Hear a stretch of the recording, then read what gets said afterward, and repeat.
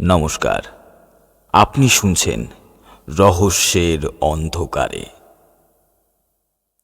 আপনার সাথে রয়েছি আমি প্রিয়াংশু।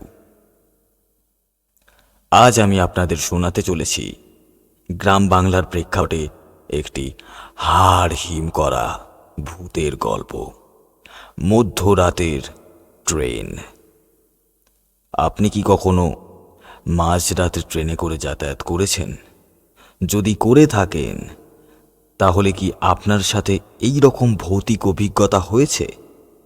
যদি না হয়ে থাকে তাহলে আপনি এই গল্পটি অবশ্যই শুনুন, আর যদি হয়ে থাকে তাহলে এই গল্পটি শুনে আপনার ঘটনার সঙ্গে মিলিয়ে নিন।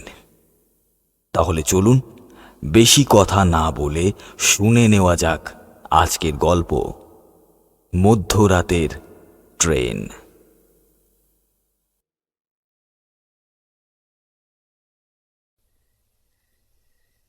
অনিন্দ স্টেশনে পৌঁছেই শুনল লাস্ট ট্রেনটা আধ ঘন্টা লেট আছে।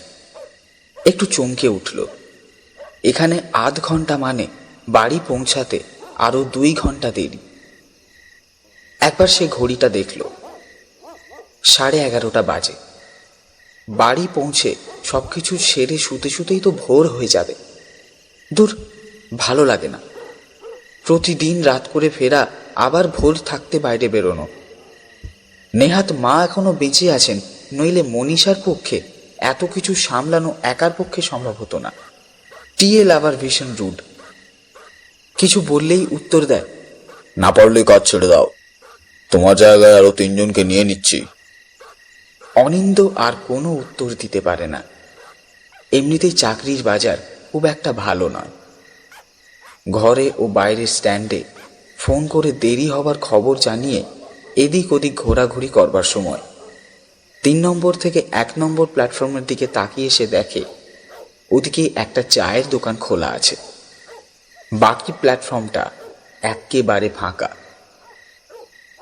অবশ্য এরকম অভিজ্ঞতা অনিন্দর এর আগেও বহুবার হয়েছে। অনেকবার এই রকম বিভিন্ন প্ল্যাটফর্মে শেষ ট্রেনে একেবারে একা বাড়ি ফিরেছে। একবার তো ট্রেনের ভিতর ডাকাতের পাল্লাতেও পড়েছিল। বড় ব্যাগ দেখে তারা ভাবে ব্যাগে বুঝি অনেক টাকা আছে, কিন্তু ব্যাগ খুলে ও ওষুধের প্যাকেট দেখে তাদেরও মাথায় হাত পড়ে যায়। একজন তো বলেই ফেলে, আপনার কাছে গ্যাস অম্বলের কোনো ওষুধ আছে? আমার সন্ধ্যে থেকে পেটটা ফুট করছে। অনিন্দ তাকে ওষুধ দিলেও কাউকে কোনোদিন বলতে পারে না ডাকাতে তার কাছ থেকে ওষুধ চেয়ে খেয়েছে। একা থাকলে এইসব কথাগুলো নিজের মনে এনে হেসে ওঠে। মাথাটা খুব ব্যথা করছে। 3 নম্বর প্ল্যাটফর্ম থেকে 1 নম্বর প্ল্যাটফর্মে চায়ের দোকানের দিকে যাবে, এমন সময় একটা ট্রেনের আলো সে দেখতে পায়। এখন আবার কি ট্রেন আসতে পারে? মাল ট্রেন? খুব তাড়াতাড়ি অ্যাপটা খুলে চেক করলেও কিছু দেখতে পায় না সে। একটু অবাক হয়ে যায় অনিন্দ। যাই ট্রেনই হোক, সবগুলোই এই স্টেশনে দাঁড়ায়। অনিন্দ ব্যাগটা কাঁধে নিয়ে অপেক্ষা করতে শুরু করে।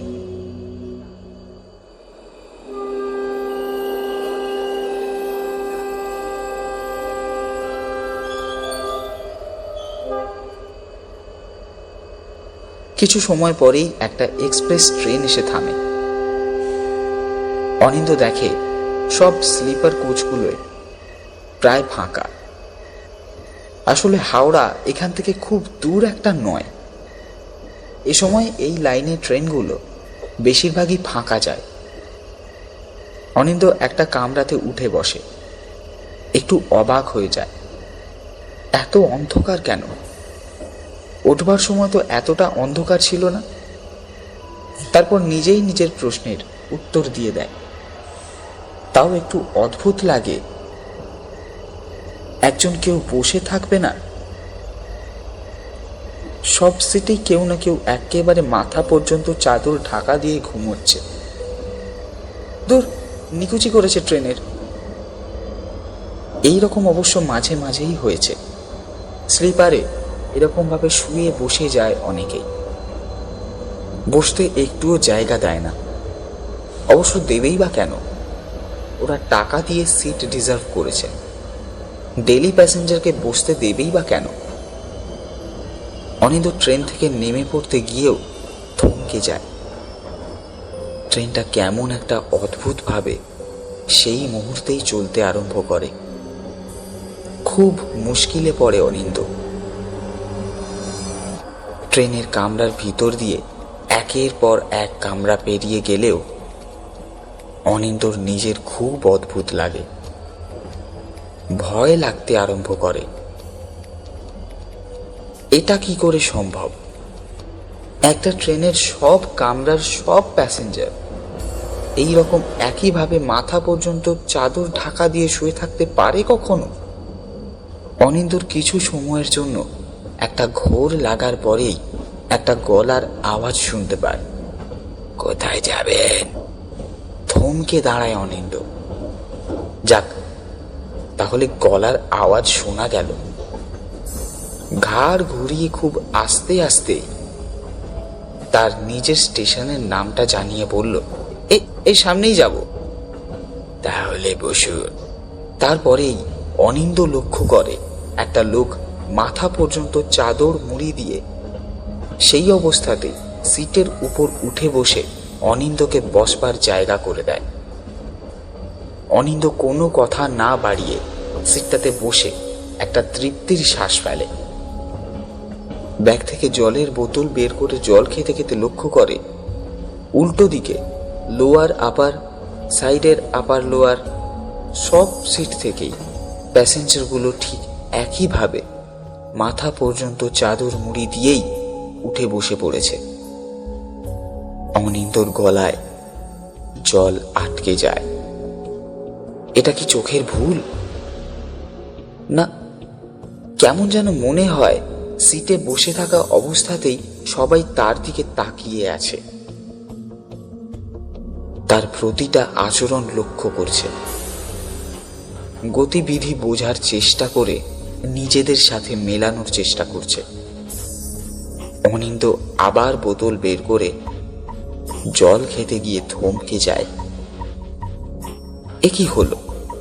একটু আগেই প্ল্যাটফর্মের কলে এক বোতল জল ভরল সে, নিজে মাত্র একবার বোতলটা থেকে জল খেয়েছে, তারপর মুখটাও ভালো করে লাগিয়েছিল। জলটা কি তাহলে পড়ে গেল? ব্যাগের ভিতর হাত ভরে ওষুধের স্ট্রিপগুলো ভিজে গেছে কিনা বোঝার চেষ্টা করলো। না, ব্যাগের ভিতরে তো জল পড়েনি। একেবারে খটখটে চোখ ঘুরিয়ে একবার চারিদিকটা দেখল অনিন্দ। সবাই একইভাবেই তার দিকে তাকিয়ে বসে আছে।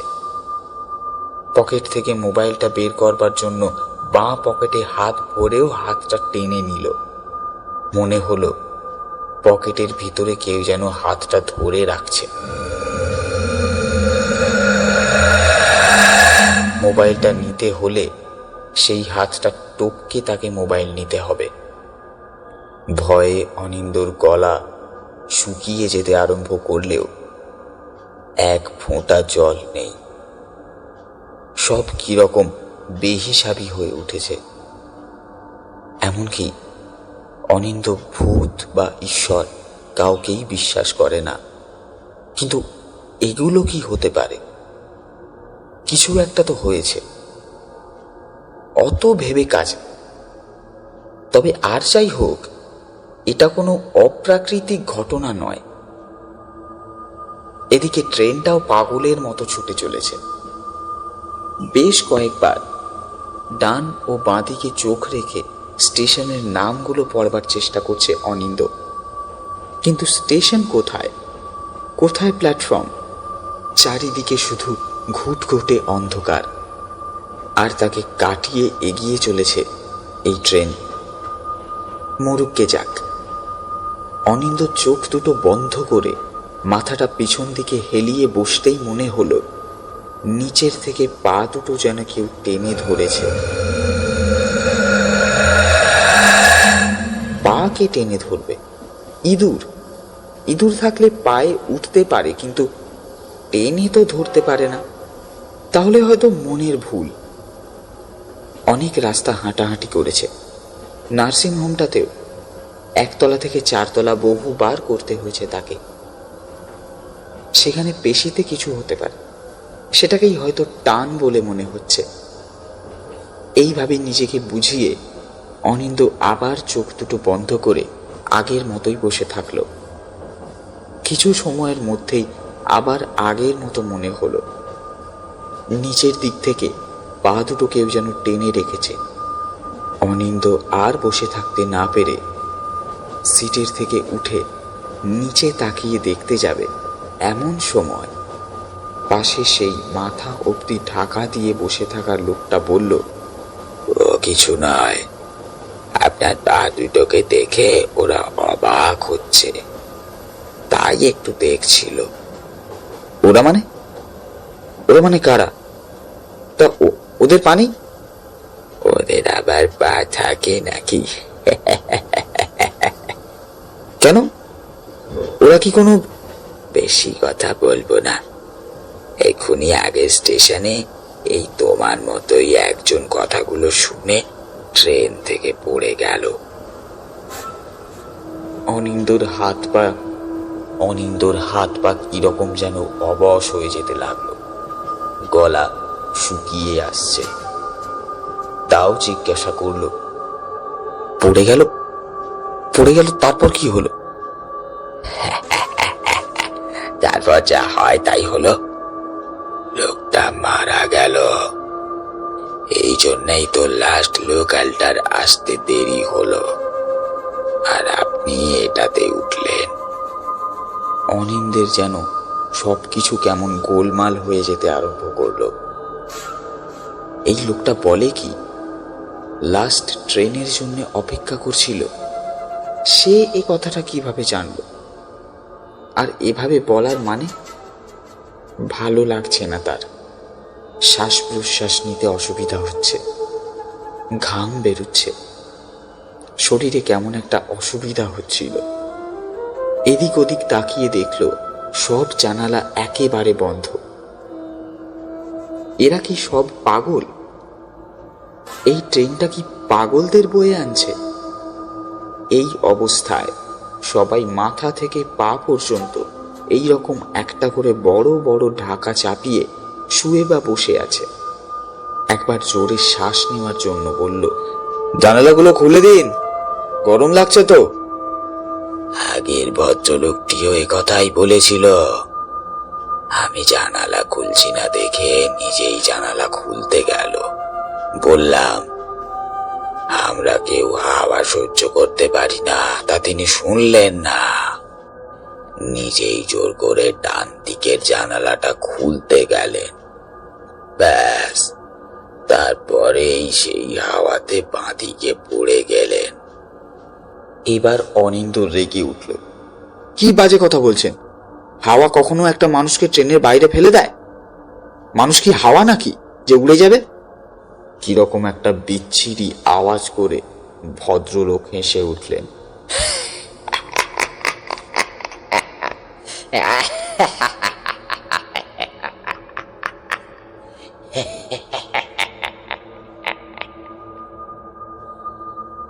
সে হাসি যেন থামেই না। একে একে পুরো কামরাতে এখন ক্ষণ যারা শুয়েছিল তারাও উঠে বসে হাসতে আরম্ভ করলো।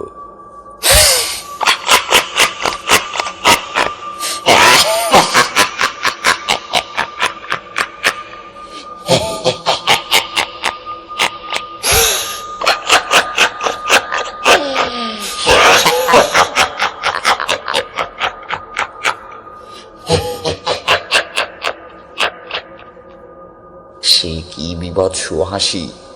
কিছুতেই যেন তাদের হাসি থামে না। অনিন্দের কান দুটো ফেটে যায়। দু হাতে দুটো কান বন্ধ করে চিৎকার করে, চুপ! ব্যাস, পুরো কামরা আবার চুপচাপ হয়ে যায়। অনিন্দ হাঁপাতে শুরু করে। পুরো কামরাতে তার নিঃশ্বাস পাওয়ার আওয়াজ শোনা যাচ্ছে।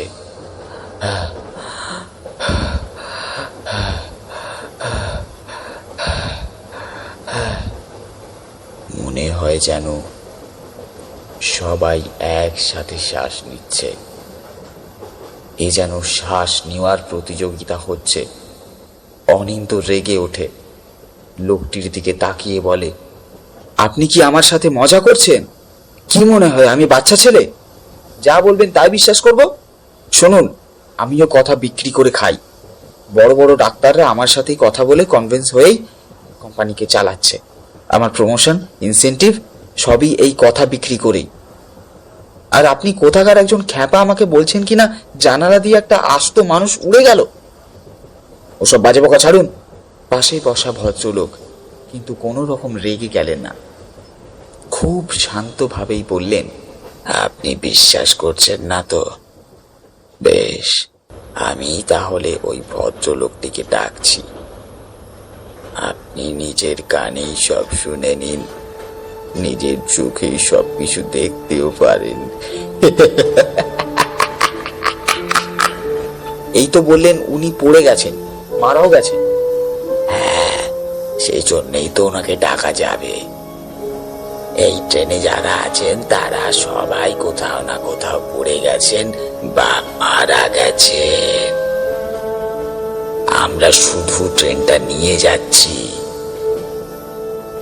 এবার অনিন্দের মাথা ঘুরতে আরম্ভ করলো, শরীরে ঘাম বেরোতে আরম্ভ করলো। ইনি কি মজা করছেন? হঠাৎ ভদ্রলোক বলে উঠলেন, নতুনটা কোথায় গেছে রে? একবার এদিকে পাঠা তো দেখি। কথাটা শেষ হবার সঙ্গে সঙ্গে অনিন্দের চোখের সামনে একজন সেই আগের মতো সারাটা শরীরে চাদর মুড়ি দিয়ে দাঁড়িয়ে পড়ল। কিছু জিজ্ঞাসা করবার আগেই নিজে থেকেই বলে উঠল, এই যে আমি এখানে। হঠাৎ কামরার সব আলো জ্বলে উঠল। অনিন্দ দেখল তার সামনেই একটা বীভৎস মূর্তি দাঁড়িয়ে আছে। মাথার একদিকটা থেঁতলে গেছে, শরীরের এদিক ওদিক থেকে রক্ত বেরোচ্ছে। একটা হাত নেই, আর একটা থেকেও মাংস বেরোচ্ছে। অনিন্দ আর বসে থাকতে পারল না, সিট থেকে উঠে দরজার দিকে ছুটতে লাগলো।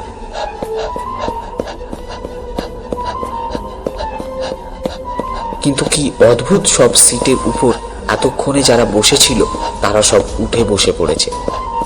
বিভৎস দৃশ্য। কারোর মাথা নেই, কারোর হাত নেই, কারোর পা নেই, কারোর আবার দুটো চোখ বাইরে থেকে বেরিয়ে এসেছে। অনিন্দ আর সহ্য করতে পারল না, ওখানেই চিৎকার করে পড়ে গেল।